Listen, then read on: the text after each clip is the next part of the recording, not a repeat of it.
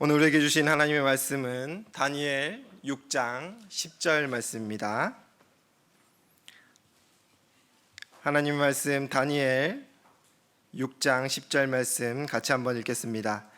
다니엘이 이 조서에 왕의 도장이 찍힌 것을 알고도 자기 집에 돌아가서는 윗방에 올라가 예루살렘으로 향한 창문을 열고 전에 하던 대로 하루 3번씩 무릎 꿇고 기도하며 그의 하나님께 감사하였더라. 아멘.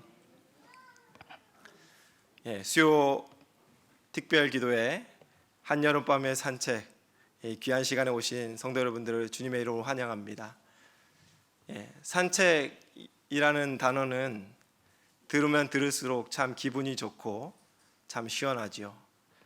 저도 산책을 참 좋아하는데 슬리퍼 신고 반바지 입고 모자를 푹 눌러 쓰고 동백 곳곳을 산책하다 보면 참 많은 성도님들을 만나게 됩니다. 모른 척 지나가려다가 또 눈이 마주쳐 인사를 하였는데 이해해 주시고 목사님도 슬리퍼 신는구나 생각해 주시고 반갑게 인사해 주시면 감사하겠습니다. 5주의 이 시간을 통하여서 하나님이 우리의 마음을 시원케 하시고 우리의 기도를 통하여 큰 은혜 베푸시기를 다시 한번 주님의 이름으로 축원을 드립니다. 저에게는 대학교 4년을 함께하고 시기는 다르나 같은 곳으로 교환학생도 다녀오고 학사장교로 3년 4개월 같은 시기를 복무했던, 또 신학대학원은 3년을 또 함께했던, 지금까지도 연락하며 마음을 나누는 절친이 있습니다. 성격도 잘 맞고 좋아하는 운동, 좋아하는 음식, 신학적 색깔까지 잘 맞아서 지금까지 정말 친하게 지내는 절친, 친구라 할 수 있겠습니다. 친구끼리는 잘 지내지만 필연적으로 경쟁도 합니다. 저는 이 친구와 참 많은 경쟁을 했는데 먼저는 성적으로 좀 경쟁을 했습니다. 매학기 성적, 성경고사, 졸업시험, 졸업 토익 점수, 신대원 시험, 학사장교 시험들까지 다른 사람은 크게 신경 안 쓰이는데 이 친구만큼은, 그 친구도 저만큼은 좀 이기고 싶은 마음이 있었던 것 같습니다. 여러분 누가 더 잘했겠습니까? 팔을 안으로 굽지요. 대학 4년은 근소하게 제가 조금씩 다 잘했습니다. 근데 신대원 3년은 넉넉하게 그 친구가 잘했습니다. 대충 비긴 걸로 아시죠? 또 경쟁한 분야가 있는데 다름 아닌 경건 생활이었습니다. 나름 신학생이라서 그런지 예배와 기도회, 수많은 경건의 자리에서 좀 경쟁적으로 했던 기억이 납니다. 제 기억으로 신학생인 제가 필수로 해야 하는 것만 매일의 새벽 기도, 수요일, 금요일 오전에 있는 전체 경건회, 또 일주일에 2번 있는 기숙사 기도회 등이 있었습니다. 거기에 신학과 학생들은 화목 신학과 자체 경건회, 또 수요일 저녁은 수요 예배 차원에서 야간 경건회를 드렸습니다. 또 시시때때로 많은 집회가 있었고 또 기도실에 방명록 적는 재미로 참 많은 기도의 시간을 가졌던 것 같습니다. 입학해서는 참 좋았습니다.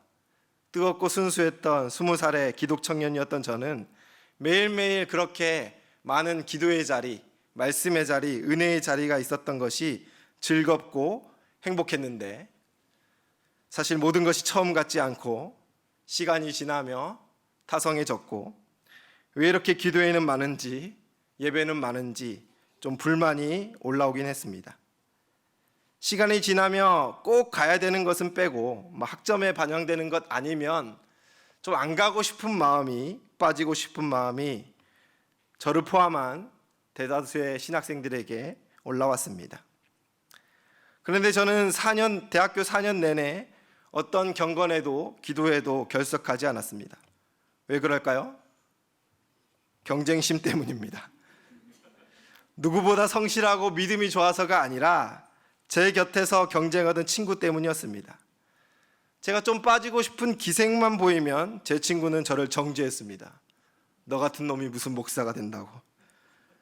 특히 시험 기간 같을 때 숨어 공부하고 있으면 더 크게 정죄했지요. 너 그렇게 시험 잘 쳐서 하나님 참 좋아하시겠다. 저를 어떻게든 찾아 끌고 가서 같이 참석을 시켰습니다. 그러면 저도 지지 않지요. 반대로 친구가 빠질 기미가 보이면 갑절로 정죄하고, 아무리 큰 시험을 앞두고도 이번만큼은 안 된다 해도 얄짤없이 힘으로 끌고 가서 제 옆에 앉혔습니다. 졸업시험 기간, 신대원 입시 기간, 그 기간에 신학과 자체 기도에 유일하게 전체 출석한 4학년이 저와 제 친구였습니다. 지나서는 추억인데 그 당시에는 참 서로를 피곤하게 했다라는 생각이 듭니다. 그런데 참 감사합니다. 여러분들 앞에서 전체 다 출석했다고 자랑도 할 수 있고 얼마나 좋습니까? 그때 훈련된 경건의 습관이 지금도 꽤나 남아있고, 억지로 앉아있던 그 자리에서 참 가슴을 정말 메이게 하는, 가슴에 깊이 새겨지는 수많은 설교들로 은혜를 받았습니다. 여러분, 우리가 은혜의 자리에 나간다는 것, 기도한다라는 것, 말씀에 귀를 기울인다라는 것의 귀함을 여기 있는 모든 사람이 다 알고 있고 부정하는 사람이 없습니다. 하지만 말씀을 전하는 저부터도 의무감 때문에, 때로는 직분 때문에, 친구와의 경쟁심 등의 이유로 그 자리를 찾는 것처럼 우리는 일상을 살아가며 그 귀함과 가치를 망각하며 잊어버리며 살 때가 많더라라는 것입니다. 오늘 본문의 내용은 너무 유명해서 모르는 이가 없다라고 생각합니다. 다니엘서 자체는 어려운 책이지만 다니엘 그리고 세 친구가 왕의 진미를 거절한 사건과 또 금신상에 절하는 것을 거부하며 풀무불에 들어간 사건, 왕의 금령을 어겨 기도하다 사자굴에 던져진 사건만큼은 흥미롭고 재미있어서 그런지 모르는 사람이 없고 참 많은 설교로 우리에게 감동을 주는 익숙한 본문이라는 것이죠. 저는 그중 세 번째 사건, 사자굴에 던져진 다니엘에 관한 내용 중 한 구절을 오늘 설교 본문, 제 인생의 인생 본문이라 생각하여 본문으로 정하게 되었습니다. 한 번 더 읽어보겠습니다. 다니엘 6장 10절 말씀입니다. 다니엘이 이 조서에 왕의 도장이 찍힌 것을 알고도 자기 집에 돌아가서는 윗방에 올라가 예루살렘으로 향한 창문을 열고 전에 하던 대로 하루 3번씩 무릎 꿇고 기도하며 그의 하나님께 감사하였더라. 아멘. 이 말씀의 배경은 이미 잘 아시겠지만 간략히 말씀드리겠습니다. 당시는 바벨론 제국이 멸망하고 페르시아로 패권이 넘어가던 격변기였습니다. 새로운 통치자 다리오는 제국을 쇄신하기 위해 고관 120명을 세우고 그 위에 총리 셋을 두었는데 포로 신분이었던 다니엘이 그중 한 사람이었습니다. 밑바닥 포로 인생에서 당대 최강국이었던 페르시아의 정치 최전선에 다니엘이 등용되었던 것입니다. 그런데 그 이후 정치 싸움이 시작되었습니다.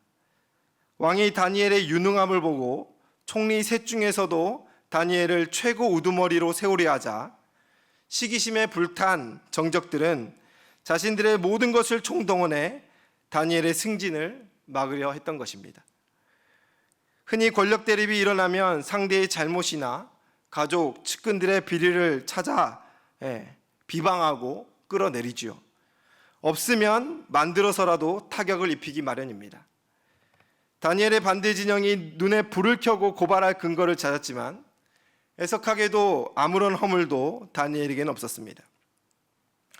다니엘은 충성되어 아무 그릇됨이 없고 허물도 없었기 때문이었습니다. 약점을 찾는 데 실패한 정적들은 결국 법을 어기지 않는다면 어길 법을 만들겠다라는 기가 막힌 계략을 짭니다. 그 계략은 30일 동안 왕 외에 어떤 신이나 사람에게 무엇을 구하면 사자굴에 던져 넣기로 한 금령이었습니다. 초기 왕권을 강하게 하고 자신을 신격화해 준다는 말에 다리오 왕은 너무 신이 나서 그런지 그 조서에 신하들의 마음 뜻대로 도장을 찍고 맙니다. 이제 왕이 또 도장이 찍힌 이 조서에는 예외가 있을 수 없고 심지어 왕 그 스스로도 되돌릴 수 없는 절대적인 금령, 법이 되었다라는 것입니다. 아시는 것처럼 이 법은 오직 다니엘만을 겨냥한 함정이요 계략이었습니다. 말 그대로 함정이고 계략입니다. 그 지혜로운 다니엘이 이를 모를 리가 없습니다. 여러분, 함정은 피하는 것이 상식이고 상책이지요. 계략은 뜻대로 따라주지 않는 것이 이기는 것입니다. 그런데 이 지혜로운 다니엘이 오늘 본문이 말하는 대로 보기 좋게 그 함정에 걸려들게 됩니다. 그 계략에 빠져들게 되는 것입니다. 제가 모두가 아는 이 본문을 인생 본문으로 삼고 오늘 설교하는 이유가 여기에 있습니다. 때는 앞서 제가 언급한 한 대학 시절 중 어느 학기 기말고사 기간이었습니다. 여러분, 시험 좋아하시는 분 있습니까? 아무도 없네요. 예. 좋아하면 이상하죠. 예. 저도 시험을 굉장히 싫어했는데 그래도 시험 공부는 해야 되니까 시험 공부를 하려면 참 많은 준비의 시간들이 필요합니다. 책상도 한번 물티슈로 깨끗이 닦아야 공부가 잘 됩니다. 평소에는 안 닦지만 시험 기간에는 꼭 닦고 싶어요. 그죠? 예. 코코아도 한 잔 뽑아서 옆에 딱 놔야 마음에 차분해집니다. 책도 오하열을 맞춰서 딱 정리를 하고 안 하던 필통 정리도 하고 공부를 하기 싫으니까 별거 다 하지요.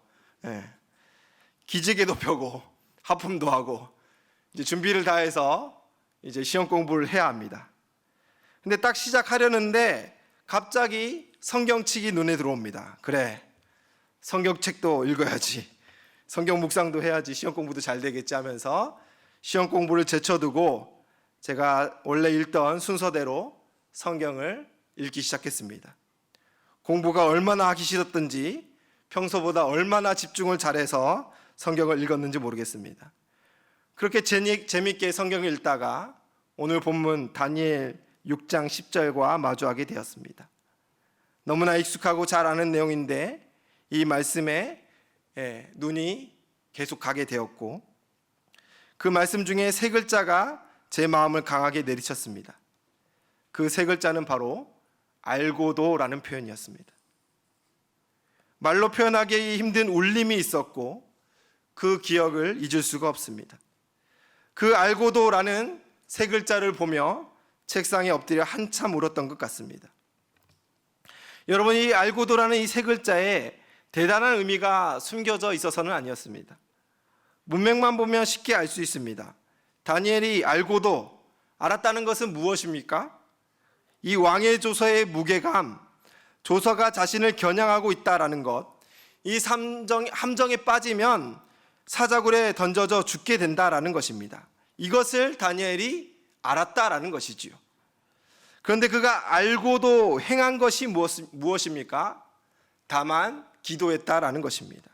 정확히는 하던 대로 기도했다라는 것입니다. 하던 대로 기도했다. 사자굴에 빠져 죽게 되는데 이것을 알고도 그는 무엇을 했습니까? 하던 대로 기도했다라고 성경은 말하고 있습니다. 이것이 제 마음의 울림으로 다가왔습니다. 그때 주셨던 그 울림을 이 시간 함께 나누고자 합니다. 첫 번째는 다니엘은 진정한 기도의 가치를 알았다라는 것입니다. 앞서 말씀드린 대로 다니엘은 이 일에 목숨이 달려있음을 알고 있었다라는 것이지요. 하던 대로 하루 3번 무릎 꿇고 기도하는 것은 자살행위라는 것을 다니엘이 모르지 않았다라는 것입니다. 내가 총리인데 왕의 총애를 받는 자인데 정치계의 잔뼈가 굵은 나인데 감히 이딴 조서로 나를 위협해? 웃기지 마. 내 힘이 뭔지 보여줄게. 과시하면서 그저 이 법을 어기고 하던 대로 기도한 것이 아니다라는 것입니다. 여기서 하던 대로라는 것은 다니엘뿐만 아니라 유대인의 삶을 지배한 습관, 민족적 문화에 가까운 것이었습니다. 드라마틱하고 급박하고 간절한 특별한 기도의 시간이 아니었다라는 것이지요. 단지 경건의 습관이었으며 율법의 명령조차도 아니었습니다. 저는 이 알고도 그리고 하던 대로라는 표현을 통하여 과연 이것이 목숨을 걸 만한 상황인가라는 생각을 하게 되었다라는 것이죠. 과연 왕의 조서를 정면으로 반박해야 해서 이렇게 해야만, 이렇게 유별나게 기도해야만 하였는가라는 생각이 들었습니다. 결과를 알고 보면 우리는 다니엘 정도면 당연히 그래야 한다라고 여기지만 20대의 저는 이 다니엘의 상황에 감정이입을 해서 미련하게 목숨 걸면서까지 기도할 이유가 있는가라는 생각에 크게 잠식되었다라는 것입니다. 여러분, 솔직하게, 진짜 솔직하게, 법도 아니고 유대인의 관습의 기도, 지금까지 빠지지 않고 매일 했던 기도를 30일 동안 기도하지 않는 것, 그것이 어렵습니까? 저는 하나도 어렵지 않거든요. 타협하는 것 어려운 것이 아닙니다. 또 장소를 바꾸면 어떻습니까? 시간을 또 바꾸면 어떨까요? 은밀히 기도한다라고 해서 안 될 일도 여러분 아니지 않습니까? 그런데 다니엘은 그렇게 하지 아니하고 하던 대로 하였다라는 것입니다. 왜 그렇습니까? 그는 이 기도의 가치를 알았기 때문입니다. 하나님의 은혜와 긍휼을 경험한 다니엘은 그의 삶에 있어 가장 중요한 가치가 이 기도에 있다라는 것을 간과하지 않았다라는 것이죠. 탁월한 정치가인 그였지만 정치적 공격을 피하기를 얼마든지 알고 있지만 상황과 타협하여 은밀히 구하여 주님께 부르짖을 수 있었지만 그는 이 기도의 가치를 신뢰하였습니다. 정확히는 이 기도를 들으시는 하나님의 위대함의 가치를 그는 간과하지 않았다라는 것이죠. 기도가 눈에 보이는 방법보다 확실하고 기도가 총리의 자리보다 능력 있고 목숨보다도 가치 있음을 다니엘이 하던 대로 기도함으로 우리에게 보여주고 있다는 것입니다. 사랑하는 성도 여러분, 우리도 기도합니다. 20대의 저는 다니엘처럼 많은 기도를 하던 대로 하였습니다. 그런데 저의 하던 대로의 기도와 다니엘의 하던 대로의 기도는 근본적으로 본질적으로 다름을 저는 그 시간 깨닫게 되었습니다. 우리에게 기도하는 경건 생활은, 말씀의 시간, 은혜의 자리는 여러분 어떤 의미입니까? 습관처럼 반복하지만 혹시 상황을 탓하고 기도해도 별것 없다라는 마음이 여러분들 마음 깊숙한 곳에 이면에 있지 않으십니까? 또 저명한 목회자에게 받는 기도는 능력이 있고 내가 골방에서 하는 기도는 큰 가치와 의미가 없다라고 여기지는 않습니까?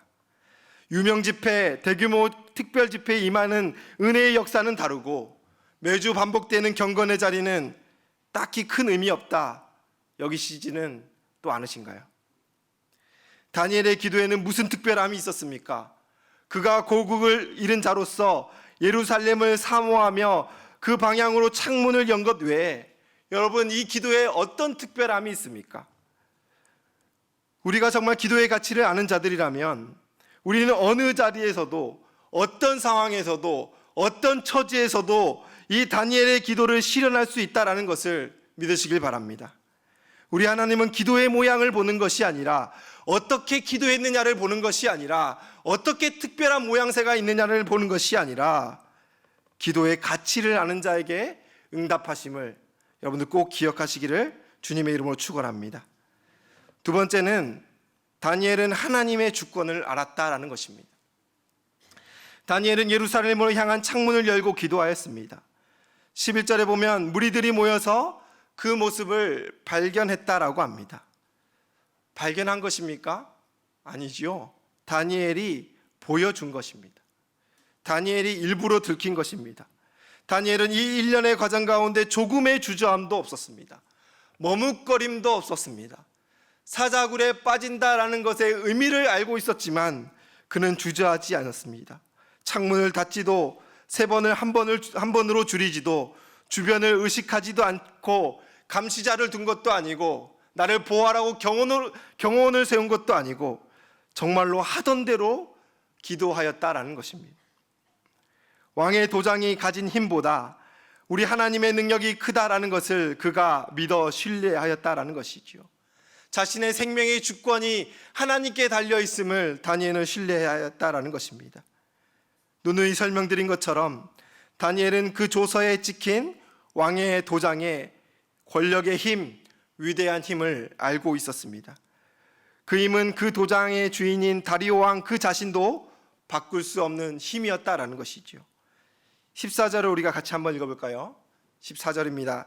시작. 왕이 이 말을 듣고 그로 말미암아 심히 근심하여 다니엘을 구원하려고 마음을 쓰며 그를 건져내려고 힘을 다하다가 해가 질 때에 이르렀더라. 아멘. 신격화된 다리오 그 자신도 그 신하들의 성화에 찍은 이 도장의 힘 앞에서 여러분 어떻습니까?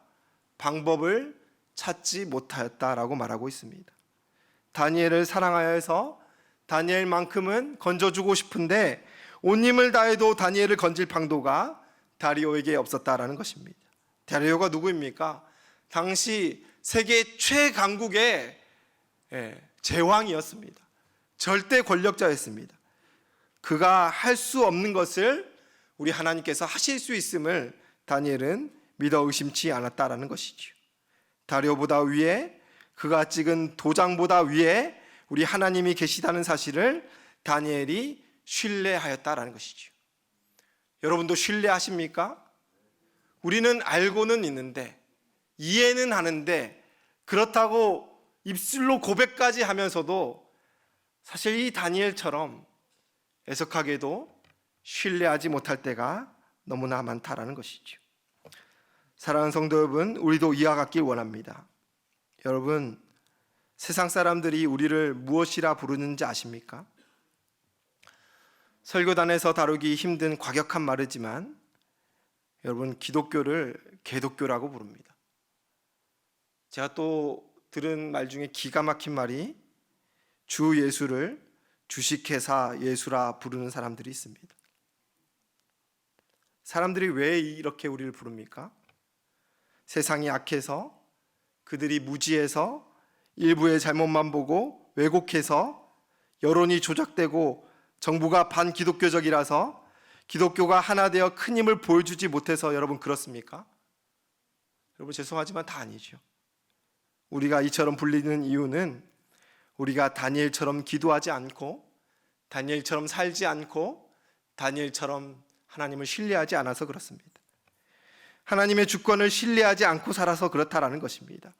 힘의 논리에 굴복하고 타협하고 세상과 어깨동무함으로 그저 자리가 만드는 대로 살고 상황과 환경에 지배되어 기도하지 않고 거룩은 포기하고 더러운 죄와 타협했기 때문에 주님의 이름을 더럽히는 저 치욕스러운 호칭으로 우리가 불리게 되었다라는 것을 우리는 인정해야 한다라는 것입니다.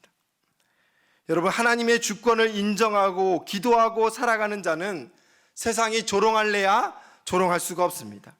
목숨을 걸고 신앙하는 자에게 아무도 비아냥거리지 않습니다. 기독교를 혐오하는 자들도 목숨 걸고 똑바로 신앙하는 자 앞에서는 그 입을 닫고 침묵한다라는 것입니다. 다니엘이 그렇습니다. 다니엘이 그것을 증명하여 우리에게 보여줍니다. 그는 비록 사자굴에 던져지게 되었지만 여러분, 세상이 그들에게 어떤 말을 하는지 한번 보시겠습니다. 16절 말씀입니다. 함께 읽겠습니다. 이에 왕이 명령하매 다니엘을 끌어다가 사자굴에 던져 넣는지라. 왕이 다니엘에게 이르되 내가 항상 섬기는 너의 하나님이 너를 구원하시리라 하니라. 아멘. 이걸 누가 말했습니까? 기독교인이 말했습니까? 선지자가 말했습니까? 아니요. 불신자 중에 불신자, 세상의 패권, 힘과 권력이 최고라고 믿는 다리오가 이와 같이 말합니다. 자신을 스스로 신격화하여 권력의 눈이 멀어 아끼는 신하를 사자굴에 던지는 다리오가 다니엘에게 이르기를 내가 항상 섬기는 너의 하나님이 너를 구원하시리라 하니라라고 말하고 있다라는 것입니다. 여러분, 우리도 이런 말을 들어야 마땅하지 않겠습니까? 조롱받고 비아냥거림을 당하는 것이 아니라 우리가 목숨 걸고 똑바로 신앙하면 세상도 우리에게 이와 같이 말할 것을 여러분 믿으시길 바랍니다. 이방 왕 다리오의 눈에도 다니엘은 올곧게 믿는 자였습니다. 하나님을 항상 섬기는 자였습니다. 하나님만을 섬기며 하나님의 주권을 인정하며 사는 자는 여러분 세상에 존중을 받는다라는 것입니다. 우리는 회개하여야 합니다. 우리가 적당히 대충 싱겁게 신앙하고 기도하였기에 우리 주님의 거룩한 이름을 우리가 저주스럽게 불리게 하였음을 우리는 꼭 기억하시길 소원합니다. 그럼 우리는 어찌해야 합니까? 하나님의 주권을 인정하고 담대히 신앙하는 자라면 목소리를 높이고 힘을 기르고 덩치를 키우는 것이 아니라, 건들면 홍군형을 내주는 것이 아니라, 여러분 우리는 다니엘처럼 하던 대로 엎드려 기도해야 할 것입니다. 다니엘이 조서에 왕의 도장이 찍힌 것을 알고도 하던 대로 기도하였던 이 모습이 우리의 인생 가운데 실현되어야 될 줄로 믿습니다. 왕의 신뢰를 이용해서 대적자들을 능지처참시키고 가족들을 말살시키고 다시는 덤비지 못하도록 다니엘도 할 수 있었습니다. 그런데 그는 그렇게 하지 아니하고 기도하는 길을 택하였음을, 그 모습을 우리는 우리의 삶에서 보여줘야 될 것입니다. 모든 것을 알고도 하던 대로 기도하시는 저와 여러분들 되시기를 주님의 이름으로 축원합니다. 마지막으로 세 번째, 다니엘은 자신의 신분이 무엇인지를 정확하게 알았다라는 것입니다. 여러분, 다니엘의 인생을 살펴보면 참 신분이 많이 바뀌었습니다. 먼저는 포로에서 엘리트 귀족 소년이 되었고, 그 중에서도 인정받아 이제 벼슬아치가 되는 사관 훈련생이 되었습니다. 그래서 바벨론의 고관이 되었고, 나라의 주인이 바뀌어 페르시아가 패권을 잡았을 때도 그는 여전히 계급을 유지하며 고관의 자리, 총리의 자리를 이어갔습니다. 또 본문의 배경 전에 바벨론 왕 느부갓네살이 그를 칭하여 벨드사살이라 이름을 주었습니다. 그는 나름대로 좋은 이름이라고 주었어요. 벨드사살의 이름의 뜻은 벨, 그의 생명을 지켜주소서입니다. 벨이여, 그의 생명을 지켜주소서. 여기서 말하는 벨은 당대 바벨론인들이 섬겼던 최고의 신을 가리키고 있습니다. 그런데 여러분, 바벨론이 앞에 제가 언급한 어떤 신분, 이 벨드사살이나 호칭처럼 살아가지 않았다라는 것입니다. 그는 자신의 신분이, 정체성이 무엇인지를 알았던 사람이기 때문입니다.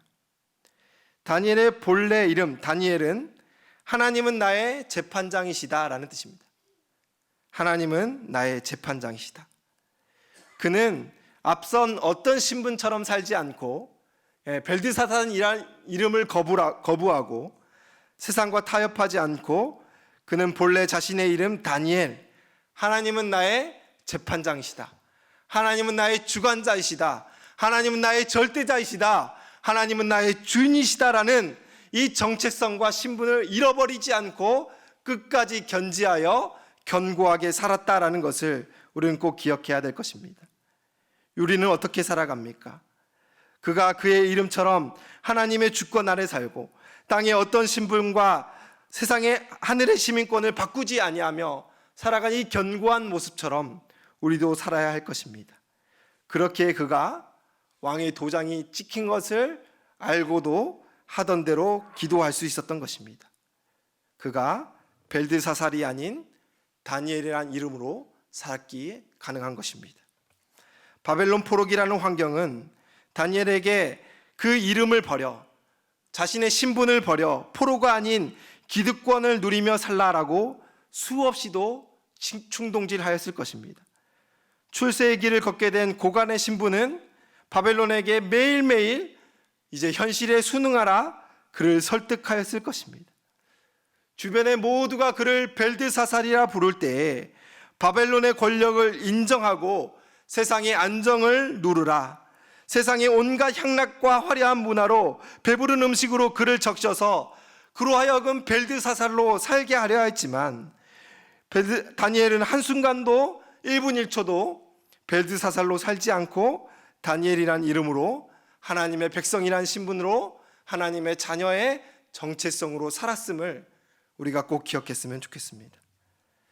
산전수전 다 겪은 정치가의 신분으로 살았다면 그는 절대 알고도 하던 대로 기도했을 리가 없습니다. 약점을 잡히지 않으려 능숙하게 넘어갔겠지요. 하지만 그가 총리이며 전국을 다스리는 유력한 자로 살지 않았기에 가능했던 것임을 꼭 기억했으면 좋겠습니다. 다니엘은 알고도 기도했다라고 제가 수없이 강조하였습니다. 쌓은 모든 것이 사라질 것을 그가 알았습니다. 대국의 2인자에서 이제 나락으로 떨어질 것을 그가 각오하였다라는 것입니다. 심지어 그냥 숨을 거두는 것도 아닌 맹수의 한 끼의 식사가 되는 그 초라하고 비참한 죽음을 알고도 그는 단 하루의 기도를 포기하지 않았다라는 것을 여러분들 마음에 새기시길 바랍니다. 이제 말씀을 맺겠습니다. 20대의 습관처럼 묵상하다가 제 마음에 새겨진 이 알고도라는 세 글자는 그때 그 당시 제 인생의 방향성이 되었습니다. 목회 후보생의 정체성이 되었고 신념이 되었습니다. 또 신앙의 색깔이 되었지요. 하지만 지금의 저는 그 뜨거움이 식고 깨달음이 흐릿해졌고 기도의 가치보다 다른 것이 제가 기도하는 이유가 되어 깨달음 이전의 모습으로 돌아가 있음을 저는 또 발견하게 됩니다. 그래서 저는 이 말씀을 인생 본문이라 말할 자격이 없는 자입니다. 그럼에도 불구하고 저는 오늘 이 시간을 통하여 여러분들과 함께 새롭게 되기를 원합니다. 내가 기도하고 있는 곳이 어디든지 상황이 어떠하든지 우리의 기도가 그 가치를 알고 하나님의 주권을 인정하고 자신의 신분과 정체성을 분명히 한다면 살아계신 하나님께서 저의 인생의 방향성을, 여러분들의 인생의 방향성을, 신념을 다시 잡아주실 줄로 믿습니다. 우리에게 동일한 은혜가 있길 원합니다. 오늘 비롯한 5주의 수요 특별 기도의 시간이 다니엘의 기도와 동일한 가치이길 소원합니다. 또 그 이후에 계속될 수요 기도회, 또 새벽 기도회, 목장 모임, 주일 연합 예배를 넘어 우리가 골방에 앉아 손 모으는 모든 자리가 오늘 다니엘이 알고도 하던 대로 기도했던 이 기도의 자리가 되기를 주님의 이름으로 축원을 드립니다.